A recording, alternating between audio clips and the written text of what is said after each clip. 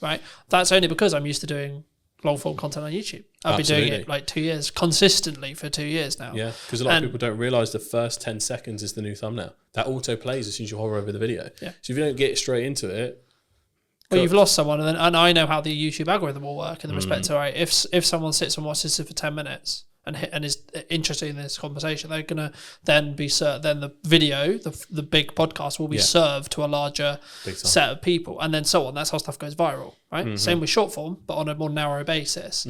The key, I mean, like, okay, we're probably at the point where people, if they're going to click off, they're going to click off. Hey, happy days. Yeah. So let's give people a bit of a history lesson on you, right? I mean, when we first met, you were not running this. You were running what, from my understanding, was a basically fully serviced social media company that helped B2B brands think like creators. Yes. In Crux, right? Yes. Okay, what happened? How did you get here? How did you start there, and then how did you get here? So it was really interesting. So the official journey was, scroll all the way back, lockdown, I think 2021 or 2022, is somewhere in that range. We all start working from home. You know, weird day for us. We think we're going to be back next week. Oh boy, did we mess that one up. So we were there, and I realised that, you know, I felt like I was outgrowing the place I was at, to put it that way, and I was like, I could probably do this.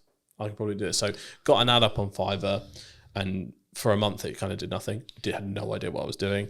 I came from an advertising marketing background, 4+ years in that, working in-house and agency side, so I had all of the knowledge to bring. It was just a case of how do I business. I had no idea. So that ad basically did nothing for like a month, and then suddenly it put me in this like featured creators section. So I had a lucky break there. Most people don't admit their luck, folks. That's how it happened. And then from there I got my first client, and then got my second client through Fiverr. I got my third. That pretty much got me to the point where it was around what I was earning, and I just went, see ya, and then I took a risk from there.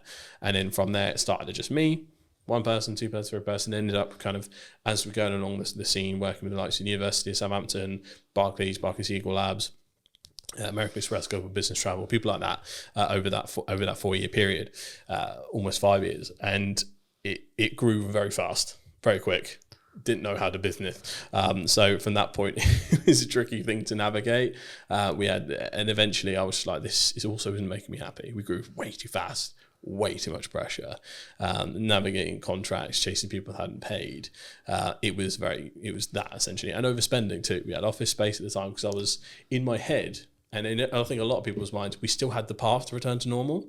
So I was spending a lot on hybrid office space to go, come in if you want, you don't have to, but we have a space where you can still be creative, we can collaborate. And then trying to figure out what that was, but that was lots of extra spending on, you know, mostly, you know, UK team. We had an overseas team as well, and helped facilitate both. So we had kind of a hybrid model, but in the end there was a few kind of financial things we ran into in terms of contracts, things like that with larger clients, and it pretty much was it sunk the boat. But I then kind of took some time away because it also happened at the same time as some personal losses, so I was very anti-work for like at least a year or two, I'd say. I was in the mindset of like, why do we do this? You know, reading Buddhist scripture, you know how it gets. I'm going to go mountain, man. Yeah, literally, I was just like, bro, I should be I'm going to vibe out. Yeah, it's I should all be good. out in the field. I was, you know, when you get into watching like Outdoor Boys on YouTube, and you're just like, oh. Show me the jungle, man. Show me the jungle. Yeah. I was just like, dump me somewhere in the middle of nowhere. I know how to survive now. I watch your YouTube video. I can make fire because I watched it on YouTube. Man, make fire. So I was in that zone for ages. But then, you know, I rebranded, created a new agency with a different spin on it called Straw Hat Social. And you need a straw hat, by the way. Yeah, absolutely.